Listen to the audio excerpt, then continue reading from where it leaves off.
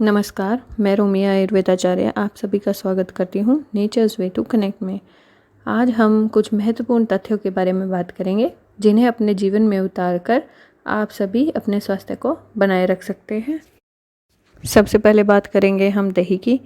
शास्त्रों में दही खाने की एक सही विधि बताई गई है जिसका पालन हमें ज़रूर करना चाहिए। सबसे पहला है, रात को हमें दही नहीं खाना चाहिए, कभी भी नहीं, किसी भी ऋतु में भी नहीं खाना चाहिए। शरद, वसंत और ग्रीष्म, इन 3 ऋतुओं में दिन में भी नहीं खाना चाहिए। बाकी सभी ऋतुओं में हम दिन में भी दही खा सकते हैं।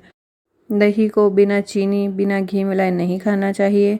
बिना मूंग के यूश और बिना ही शहद के दही नहीं खानी चाहिए।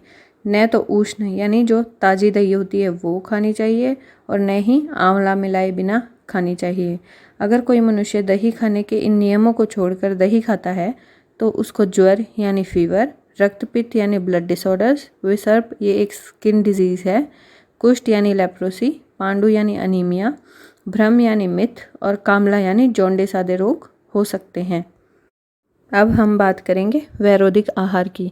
वैरोधिक आहार होता है जो मात्रा में, संयोग में, स्वभाव आदि में एक दूसरे के विरोधी होते हैं, यानी वो 2 चीज़ें हमें एक साथ नहीं लेनी चाहिए कभी भी।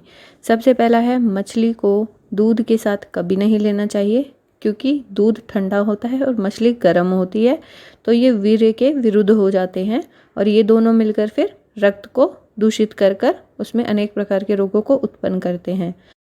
दूसरा है मूली, लहसुन, सहीजन, सहीजन को ड्रमस्टिक ट्री भी बोलते हैं, इसके बहुत से लोग सब्जियां बनाते हैं, और तुलसी, इन सभी को खाकर ऊपर से दूध नहीं पीना चाहिए।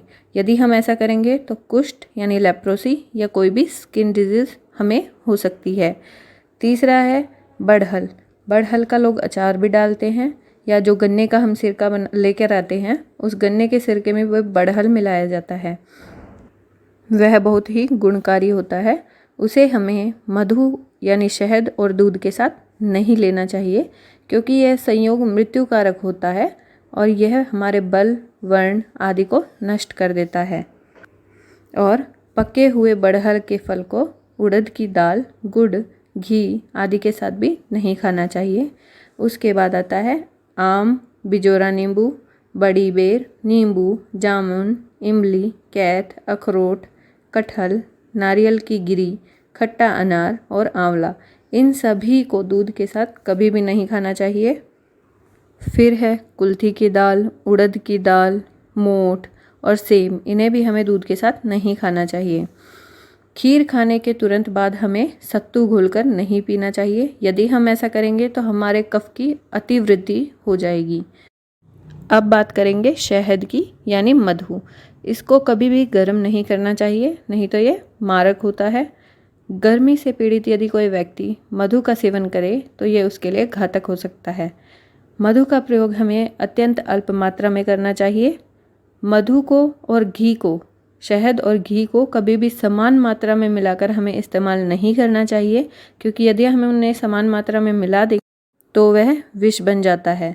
अगला है, किसी भी तरह का स्नेह जैसे घी हो गया, तेल हो गया आदि को लेने के बाद हमें कोई भी ठंडी चीज़ नहीं लेनी चाहिए। ठंडा जल नहीं, आहार नहीं या औषध नहीं।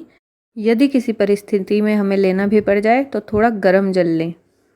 गुड़ के साथ हमें कभी भी मकोई का सेवन नहीं करना चाहिए।